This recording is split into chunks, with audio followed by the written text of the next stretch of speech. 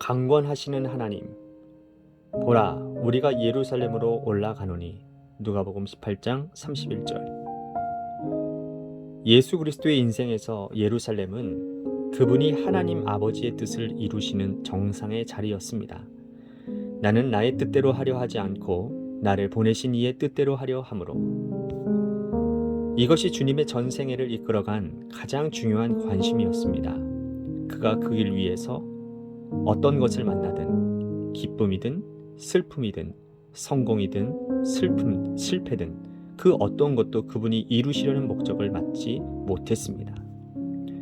예수께서 예루살렘을 향하여 올라가시기로 굳게 결심하시고, 우리가 예루살렘에 올라가는 것은 자신의 뜻이 아닌 하나님의 뜻을 이루기 위한 것임을 명심해야 합니다. 자연적으로 우리의 야망은 우리의 것입니다. 그러나 그리스도인의 삶에서 우리의 야망이란 있을 수 없습니다. 최근에 그리스도를 위한 결단, 그리스도인이 되겠다는 결심, 이것저것을 하겠다는 결정들이 많이 유행합니다. 그러나 신약성경에서는 우리의 결심보다 하나님의 강건하시는 면을 강조합니다.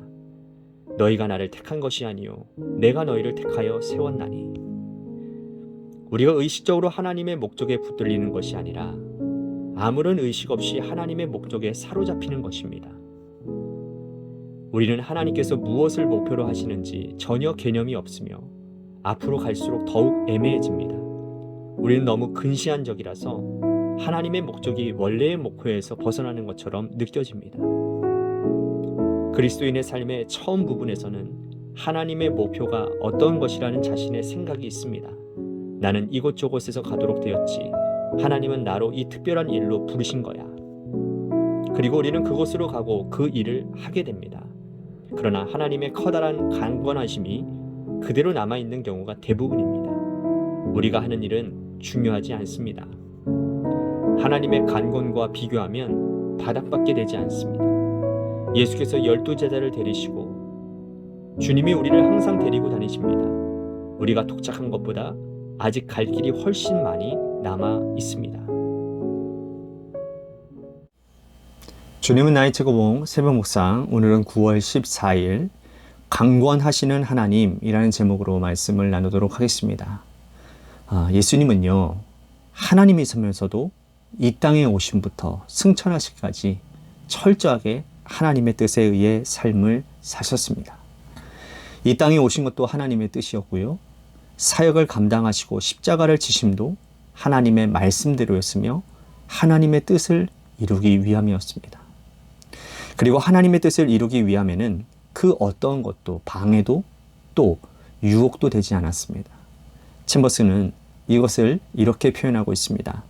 그가 그 길 위에서 어떤 것을 만나든 그것이 기쁨이든 슬픔이든 성공이든 실패든 그 어떤 것도 그분이 이루시려고 하는 목적을 막지 못했다라는 거예요.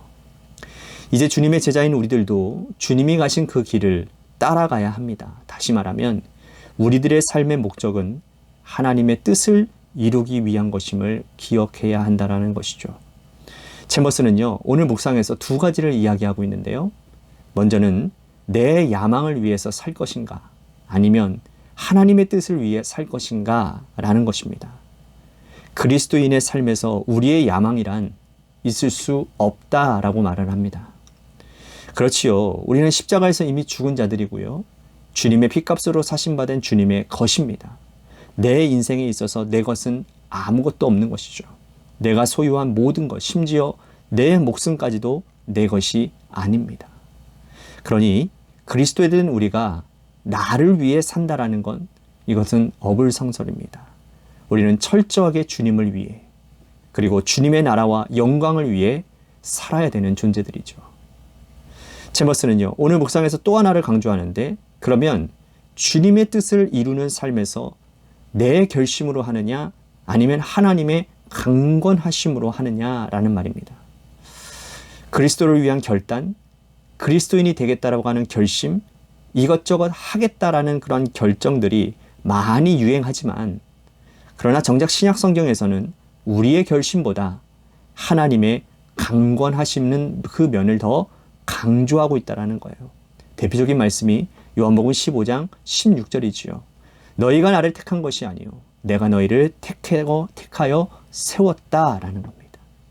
그러니까 주님의 일을 함에 있어서 내가 무엇을 하겠다라는 것보다 내 안에 계신 성령님께서 이끄시는 대로 순종하는 것이 훨씬 더 중요하다는 것을 말하고 있는 것입니다. 예전에도 한번 말씀드렸지만 사실 우리가 하나님을 위해서 무엇을 한다라는 이 말처럼 우스꽝스러운 말이 없는 것입니다. 전능하신 하나님을 위해서 약하디 약한 우리가 감히 무엇을 할 수 있단 말입니까? 하나님은 스스로 계신 분이시고 온 우주 만물을 지으신 창조주가 되시며 지금도 모든 것을 섭리하고 계시고 간섭하시는 분이신데 그분이 우리로 하여금 그 위대한 일들에 미약하나마 동참시켜 주시는 것이 얼마나 큰 은혜입니까? 이것만으로도 우리는 감사해야 되겠지요. 미국에서 사역하시는 목사님이요, 이런 글을 쓰신 것을 본 적이 있습니다. 그 목사님의 아버지가 자기가 직접 집을 짓는 것을 굉장히 좋아하셨던 분이랍니다. 그 목사님이 9살 때, 그리고 그 목사님의 형이 11살 때에 이제 그 아버지가 집을 새로 짓게 되었다라는 거예요. 두 아들이 함께 그 집 짓는 일에 동참하겠다고 원하자 그 아버지가 흔쾌히 승낙을 했다라는 겁니다. 그 목사님이 말이 지금 생각해 보면 이 9살짜리와 11살짜리가 집을 짓는 일에 뭐 그리 큰 도움이 되겠습니까? 오히려 방해가 되면 됐지 말이죠. 그러나 당시에 그 둘은 그 정말 엄청난 일들을 자기가 한다라고 생각을 했다라는 겁니다. 그래서 학교를 마치자마자 뒤도 안 돌아보고 그 집 짓는 곳을 향했다라는 거예요. 자재를 나르기도 하고 잔심부름도 하기도 하고 또 자신이 지금 이 집을 짓는 데 있어서 엄청난 공헌을 하고 있다, 이렇게 생각했다라는 것이죠. 그 목사님이 그 글귀의 말미에 이런 말씀을 전하는 것을 눈여겨보았습니다. 자신의 아버지가 이 공사 현장에서 어린 아이들을 데리고 있는 것 그 자체가 굉장히 신경 쓰이는 일이고 또한 별로 도움이 되지 않는 일이지만 그렇게 한 이유는 무엇이냐? 그 두 아들을 굉장히 사랑했기 때문이라는 겁니다. 사랑하는 두 아들이 그렇게 하고 싶어서 좋아하니까 그래서 동참시켜 준 거라는 거예요. 여러분, 하나님도 그렇습니다. 하나님의 위대한 역사에 우리가 하는 일은요, 9살짜리가 공사 현장에서 하는 것과 별반 다르지 않아요. 그럼에도 하나님은 우리로 하여금 하나님의 일에 동참하도록 허락해 주십니다. 왜냐하면 우리를 사랑하시기 때문에. 그런데 그 하나님의 사역은요, 내 뜻대로 해서는 안 됩니다. 챔버스의 말대로 우리는 너무나도 근시안적이라서 하나님의 목적을 올바로 깨달을 수도 알 수도 없는 존재라더라는 거예요. 그래서 하나님의 강권하심에 순종하는 것이 중요합니다. 하나님의 일이니 하나님의 뜻에 맞게 하는 것이 중요하다, 그 말이라는 거예요. 챔버스는 묵상 마지막에서 이런 말을 합니다. 주님이 우리를 항상 데리고 다니시는데 우리가 도착한 것보다 아직 갈 길이 훨씬 더 많이 남아있다고요. 무슨 말이냐면 주님은 늘 우리로 하여금 주님의 일에 동참하도록 권면하시고 이끄신다라는 겁니다. 그리고 우리가 주님 앞에 서는 그날까지 우리들에게는 감당해야 될 사명이 있다라는 말이라는 거죠. 그렇습니다. 우리는 주님의 강건하심으로 주님의 일에 동참하는 사람들입니다. 주님의 일에 동참하는 만큼 주님의 뜻이 중요합니다. 사랑하는 성도 여러분, 주님의 일이니 내 뜻대로, 내 원대로, 내 마음대로 하려고 하지 말고 하나님의 뜻을 구하며 주님의 뜻에 민감하게 반응하여 주님 뜻대로 순종하는 우리 모두가 됩시다.